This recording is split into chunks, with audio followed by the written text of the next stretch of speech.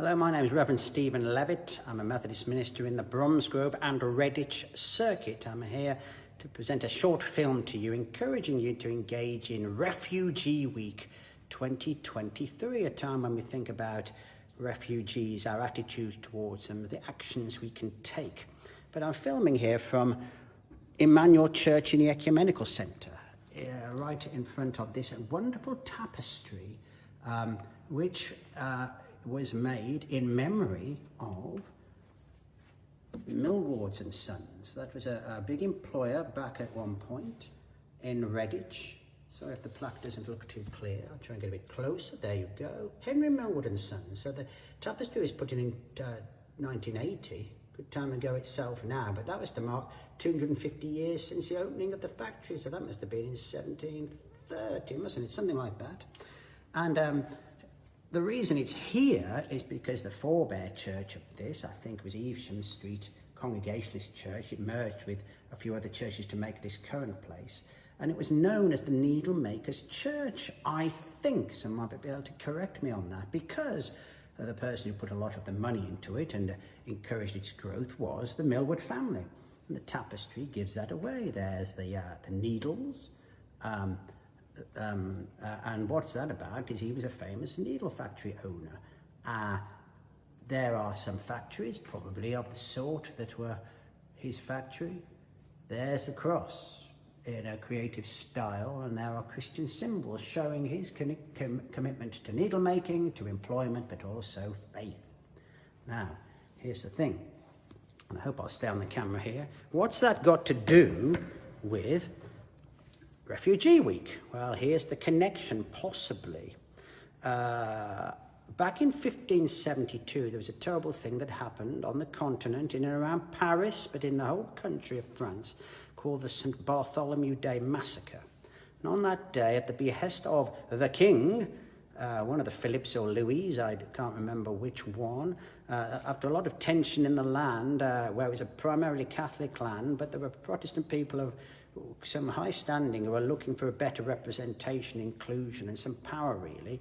But the emperor or the king decided he wanted to be rid of them. So he organised this massacre, and several thousand were murdered in 1 or 2 days and were persecuted from there on in. Now, some of them were able to seek asylum and fled to the country, and some came as refugees at the invitation of Queen Elizabeth I to this country. She had her own mixed motives for welcoming them. It might have been out of compassion, but also she was wanting to emphasise her good Protestant credentials. So in they came, and most of them settled in London.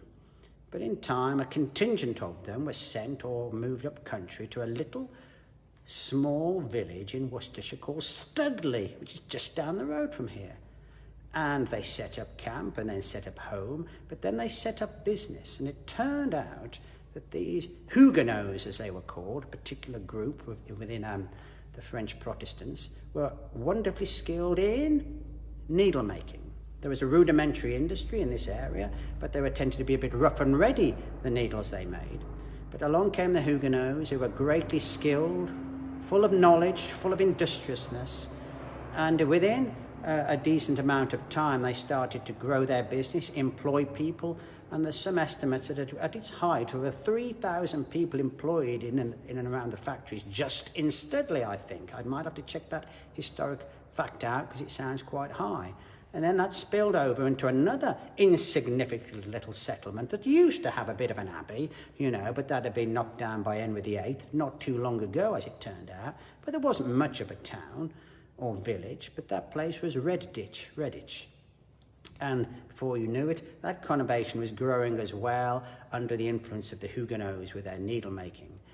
And so what this story, I suppose, is saying is, without those asylum seekers, as we call them now, or refugees, in a very real sense, there wouldn't have been a Redditch as we know it today.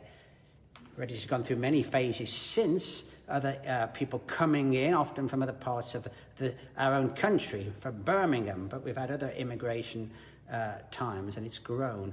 But Redditch as a town really got established through the coming of the needlemakers, and it became its foundation, its reputation, its economic engine, its reason for being, all because of these refugees. In Refugee Week, we're challenged in a way. We're encouraged to think about and engage with the whole issues around it. Refugees, or asylum seekers, or illegal immigrants, or whatever title you need to give them, can bring challenges to the host community. Sometimes people who are themselves struggling at the bottom of the economic pile feel pushed out of housing or opportunity, and there can be resentment. And we recognise it is not a simple issue. So we do have to recognise some realities, that it's not always easy to take everybody in the world into our little island. Although we recognise there is far fewer absolute numbers terms refugees in Britain than there are in, say, places like Turkey, where there are literally millions. On a more positive side, often when refugees come to this country, it does bring out the humanitarian side in us. From a Christian perspective, I suppose we think of the encouragement to be kind and not cruel to the alien in your midst, using very Old Testament King James language, and there can be compassion shown. And as we've seen with the coming of Ukrainians, and before those people from Hong Kong, and before those people from Syria and Afghanistan maybe, a great deal of compassion has been shown. People are being generous, people are teaching languages, people are trying to include and embrace. So there's that side of it. But the extra element this story could tell us is that often refugees who might initially come in need often come with industriousness, gifts, talents, and can make a positive contribution that can literally transform communities. That is the story of Redditch and the coming of the Huguenots. I wonder what wonderful gifts that the refugees of today might bring to our communities. Let's recognise them, let's celebrate them. So may this be a time when we question some of our negative attitudes, or be prepared to engage in serious discussion and let ourselves be challenged. Let it be a time when we do show compassion and notice those in our midst, but let it also be a time when we wonder and celebrate what people bring with them this Refugee Week.